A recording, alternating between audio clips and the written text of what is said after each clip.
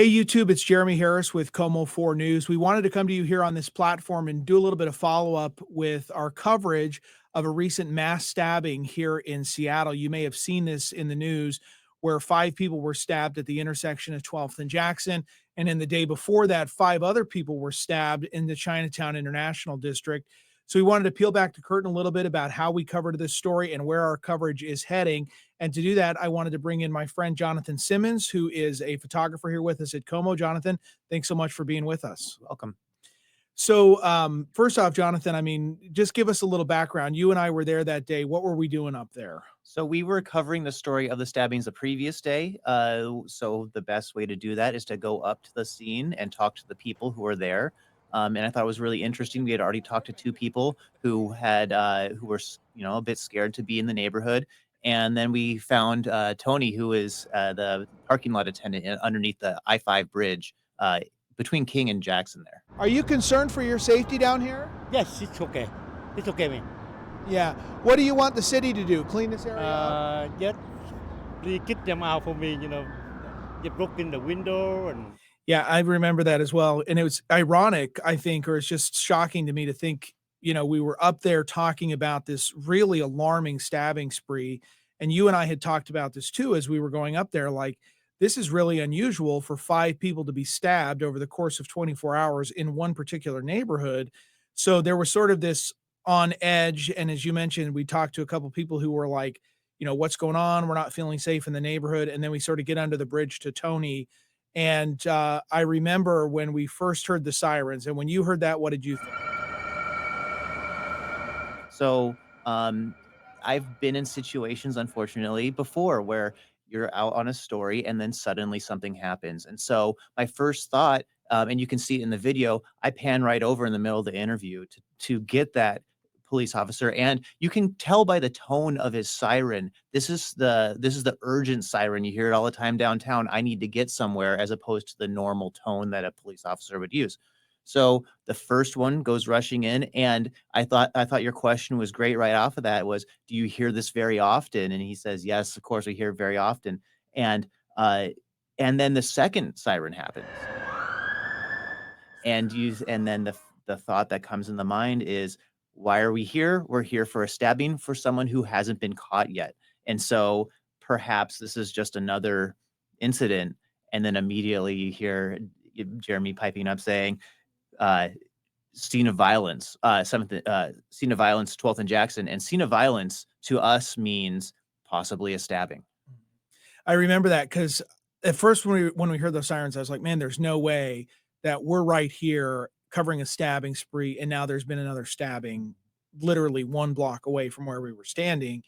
And then when I saw the alert, because we get alerts for shooting and stabbings on our phone, so I look at the alert and I thought, oh my God, we got to go right now. This is right up the street. This potentially could be another stabbing. And so we've got to get up there. So I remember you and I just immediately just dropped what we were doing at that interview and ran. And then there was just sort of this decision about like, what are our next steps? And as you and I've done many times, it's you go to the scene, you start gathering, get into that scene and figure out what's going on. And I remember I was right behind you as we were running to the scene, and we could see that this was still very fresh. I don't even think we had firefighters on scene yet. It was just the police. And we see that first victim. And as you were recording that, I wanted to ask you, what were your thoughts as you were sitting there recording? We're very close to this stabbing victim who was obviously in deep pain, and this was very much a life-threatening situation. Yeah, that it's all unfolding right in front of me. So keep the camera rolling all the time as we're running up. We I think it changed from this could be another stabbing to this is another stabbing and multiple stabbings. So the first thing we did was walk up to the corner, run up to the corner of 12th and Jackson, and there's a man laying on the ground. He's not moving. He's in an uncomfortable position. There's a police officer holding pressure on his neck.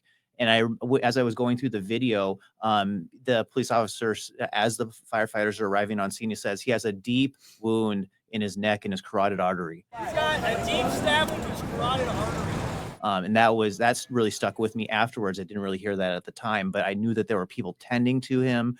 So I got shots of the police officers and the firefighters and the paramedics doing their work, and really trying to deal with the scene there. And then we were a little close. So we kind of took a step back and I looked over, and there's another man on the ground across the street on the other corner who is bleeding profusely out of his back. And so we crossed the street over to that side once I had gotten enough shots of where we were at. And we saw the knife sticking out of the guy's back. And police officers were there putting pressure on the wound. The man was obviously in a lot of pain. He had had somebody there with him, holding him. And we stayed with him for a little bit as he was put into the ambulance there. And he seemed to be in great discomfort. They couldn't lay him back because the knife was still sticking out of his back. Yeah, I remember that when we first got over to him and you said that guy has a knife in his back. And I thought, oh my God, I was just looking at this guy. I didn't even realize that. And then, of course, it was right there. And the other thing that was really stuck out to me after the fact, too, was I was concerned because at that point we didn't know, like, is the stabber in custody? Is he not? So I was concerned about your safety because, of course, you're filming, you're in the viewfinder. And I felt like I was kind of your eyes and ears watching your back. But I was like, man, there's 30 people in this intersection. Any one of them could be the stabbing suspect. We'd later learned that a police officer at that point had chased him down. So then we sort of get the call from the station and they say, go on the air. We need to get on right now. And that's when we hit what's called a cut in. It's basically where we interrupt programming on KOMO TV and go on the air with it. So let's watch a clip from that. We're interrupting your regular programming with breaking news as we take you live to the scene of what we're hearing is a mass stabbing incident in the International District. KOMO's Jeremy Harris is there right now. Jeremy, what are you hearing here? At least 5 patients, is that right? I just heard a Seattle firefighter say they have a total of 5 patients. We were actually here in the area of 12th and Jackson when this happened. We were working on another story about 5 prior stabbings that have happened here, and multiple people were stabbed in the intersection of 12th and Jackson. This happened probably within the last 15 minutes, and what you're seeing right now is a very active scene with Seattle Fire. You can actually, if we come up here, Jonathan, and look over to the left, it looks like they're about to put one of the patients into an ambulance right now. So we don't even have all the patients leaving the scene right now. One of them is about to go into an ambulance. When we got here, the scene was very active with police. Like I said, we were only about a block away when we just heard a barrage of sirens and yelling.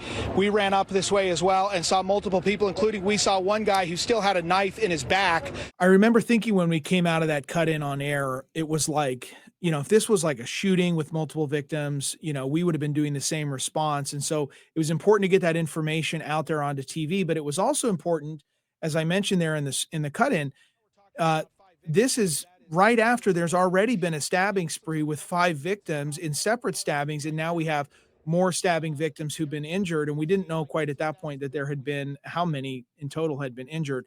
But you know, from there, Jonathan, just kind of walk us through what happened next. So we had just gotten out of that cut scene, and or that cut in, and people, there was still action. I mean, even during the cut in, we saw the gurney being wheeled with a victim over to the ambulances, and at that time the ambulances were leaving all for Harborview, trying to make sure we capture all of that scene. And then 12th and Jackson is at that point is surrounded with dozens of police officers and paramedics and firefighters, making sure that they tape off the scene, get everything nailed, kind of secured.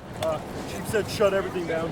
And at that point, then we're trying to find people who are affected by this. We're trying to get video of people who are still around at that time. And then at that point, we shuttle over to the police PIO, who gives us the press conference. Multiple stab victims in the area of 12th and Jackson. And gives us all the details of what they have. And at that point, I think we realized that we had been really the only people on scene. We had been the only media crews on scene at that point. We look at how much video we have. Other crews had come to us and said, "Oh wow, look at that!" And so I think at that point we had realized, wow, we were the only ones there when this was unfolding. And it's one thing to talk about some of these stories on the news. It's another really to show the chaos. And that's one of the things that stuck with me was like that image of the Seattle police officer, the female officer who's holding pressure on the wound. And you sort of see in her face, you can just tell she is in emergency response mode. She is definitely alert as to what's going on. But I really stuck with me that both the police and the firefighters, man, they really don't get the credit they deserve in situations like this. And so when we can actually show them doing that really life-saving work there in that moment, that was, something that we try to show, but we're not always right there as it's going on. And so I was really stuck with some of those images of what we saw there from those first responders. So as the night went on, I mean, this happened at 2 o'clock was the stabbing. We were on the air at 3:30, 4, 5. We wanted to put a story together for our 6 o'clock broadcast and kind of bring some of those elements more in a digestible minute and a half story about what we'd seen that day and sort of the background of this stabbing spree that was not just today, but the day before as well, with now a total of 10 victims. So let's watch the story that you and I put together for our 6 o'clock broadcast that night. You hear that a lot? Yeah, All the time. yeah, all the time. It was in this interview about a nearby stabbing spree when it happened again. Scene of violence, 12th and Jackson. As we arrived at the scene, this is what we saw. Stabbing victims all over the intersection of 12th and Jackson. Police officers put pressure on the wounds and aided the victims, while paramedics and firefighters ran in. They triaged, then raced the victims to Harborview Medical Center. And I see a man stab him, in the back with a big knife. The knife, broke and stayed in his back. The witnesses tell us it was totally random. A man just walked up and started stabbing people. Dude, I was freaking out. I'm like, my friends. My friend's on the ground, I'm dying. I don't want to lose him. Apparently one individual over a 38-hour period of time committing random assaults. This scene had 5 victims. That's on top of 5 other victims who were stabbed, apparently at random, in Seattle's Chinatown-International district in the prior 36 hours. The arbitrary nature of these assaults makes it likely that these are similar. Again, only one of those previous incidents was a robbery in which a cell phone was stolen. The rest of them were just random attacks, as this appears to be today. Yeah, I feel super unsafe, actually. Extremely unsafe. It's not safe for anybody to come down here. We expect to be safe, but 5 random stabbings. Yeah. Even with a suspect now in custody, the neighborhood says the safety issues here are still not over. It's super unacceptable, and I'm hoping that they actually do something really soon about it, because it's starting to get really scary. So that was the story that aired. We would later learn that the suspect who was arrested, he's a 37-year-old man. We've looked into his background extensively. He has 9 prior felony convictions. He has 30 misdemeanor convictions as well in the last decade. And while we're not naming him right now because the prosecutors are still reviewing this as of the taping of this video, we do know he has an extensive criminal history. The prosecutors said that he immediately requested to speak with an attorney. And so now the prosecutors are going to review that case, and then we may find out more about his criminal history in the coming days. But overall, one of the things why I wanted to talk with you about, Jonathan, is your thoughts about having covered so many. You and I have been to other shootings and stabbings at that very intersection. In fact, I mean, your thoughts about the neighborhood and as we're especially seeing right now after the stabbing, the business owners, the restaurants, the people who live there, they're really, really frustrated with the ongoing problems. Yes, it's not the first time we've been to that intersection. We've been to that intersection many times, and it's a sore spot for Seattle. It's something people can point to and say, look at this, look at how bad it is. And for us, I hate to say it, it's kind of an easy way to get drug use video. We have plenty of video. You can just shoot from a block away, zoom in, and if people aren't noticing you, they go back to their normal habits of doing drugs openly, selling merchandise there. There's signs right there on the side of the street that say no selling of merchandise, but it's happening right underneath those signs. It's a well-known spot. We talked to Henry, who's a business owner who is just fed up with what's going on. And it seems to the people who live there that the city has a lot of these initiatives of we're going to have people down there with special enforcement times and police sitting outside, but it's just not enough. It's just not enough to clean up that intersection. We went back the next day and they were spraying it down with soap and water and hosing it off. And we know that in a couple hours, it's going to go back to how it was before. And it just seems like without constant enforcement or presence there, it goes back to that open drug use, and just masses of people standing around on between 12th and Jackson, 12th and King, and that whole area is just swarming with people at all times of the day and night. And we're seeing the live traffic cameras and the monitors behind us, which we see the exact same cleanup crew that was there yesterday. They're back again today, probably doing the same work. But one thing that struck with me, I feel like people who haven't been there, they may have this perception of like, man, there's just blocks of junkies that are getting high. And you and I have kind of had this experience of we can walk down there, we can go talk to those people. It's not like, you know, they're hostile towards us. I mean, we've interviewed, some of them have come up and actually wanted to be interviewed by us at the time.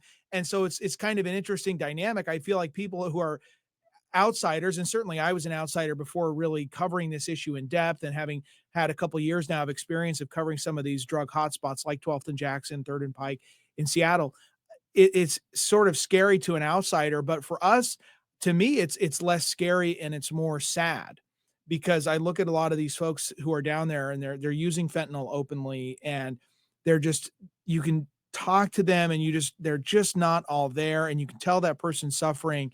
And so for me, it's kind of gone from that fear of like, whoa, that's an open air drug market, to I really feel sympathy and compassion for those people who are suffering themselves under this drug addiction. But then also you look at the broader picture of that neighborhood, and I don't blame any of these folks who've raised their hand, the business owners, the residents who've raised their hand and at their own risk said, hey, this is unacceptable. We can't continue to live like this with this sort of drug activity going on around us. Yeah, and you can't stigmatize the people who are on 12th and Jackson as bad people. We go down there all the time. We walk down there the next day. It's not a terribly hostile environment to people who walk through. You can walk through the intersection just fine. But there are people who do seem to be trapped into some sort of a lifestyle down there that they can't get out. And I don't necessarily know what that solution is, but there's no solution being provided to them in that area right there. And it just seems like you see the same people go back and are kind of trapped in that intersection. But they're not bad people. There may be people who are trying to get help there, who don't have options. And so, when we go talk to them, they're very nice people. You can approach them. I mean, it's not like you want to shove a camera in somebody's face. Nobody wants that kind of thing, no matter who they are. But there are people there that volunteer to come up and talk candidly about the situation on 12th and Jackson. And it's very interesting to see Jeremy work, because he can talk to both the highest politicians and those people on 12th and Jackson who desperately want their message to get out. Yeah, and you just view them as, I remember when I started working here and I talked to some of the folks about how do you cover homelessness? And they said, just treat these people like people and go in and talk to them. And there's sort of a respect there. And as you said too, they want their story told. Now, I think the focus of the stories though is this is not a sustainable situation that's down there. It's not like we're saying, wow, this is, just let them be. I think there's a real need to get them connected to resources to get and that could be anything from housing, though I would say probably a lot of those folks have some element of housing. Some are homeless for sure, but again, not all homeless people are drug users and not all drug users are homeless. There's going to be a variety there. But again, I think the focus there being what is going to be done to help those people, but also the city has got to get control of that intersection and the vulnerability too of the stabbings. It looked to me like everybody who was stabbed was in that crowd of drug users who was at 12th and Jackson. We don't know that everybody who was involved in that crowd, but it's certainly where it happened. The traffic camera video we got of it would seem to support that as well. So it's a frustrating situation. This was certainly a violent crime. It's a crime that a lot of people have questions about. It's got national attention. That night, it was the lead story on ABC World News. We've also seen an intense national interest in this, and a lot of people are asking the questions, what in the world happened to where 10 people were stabbed? But then also the question looking forward is what's going to be done to hold the suspect accountable when that case goes into the court process and potentially heads toward trial. But then also what's the city's long-term solution there for the neighborhood? So before we wrap up, Jonathan, anything else you want to add? It's going to be very interesting to follow this case. if they connect the other 5 stabbings to this man who was in court, how that court process will play out, and where is his background? Where is he from? What caused him to lash out at people, what seemingly at random for 2 days?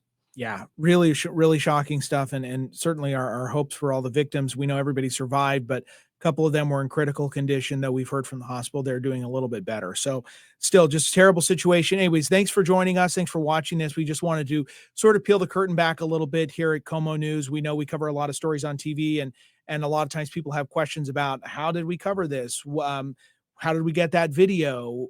Where's the coverage heading, and sort of our decision-making process as journalists. And so nothing better than to bring in the reporter and the photographer, as together we act as a team of journalists and tell the story and bring it to you on TV, on social media, and online. So anyways, thanks for joining us. And I would like to do this more often, and we'll talk about some of the other stories that you and I cover, because certainly we get some interesting topics. Jonathan, thank you. Thank you.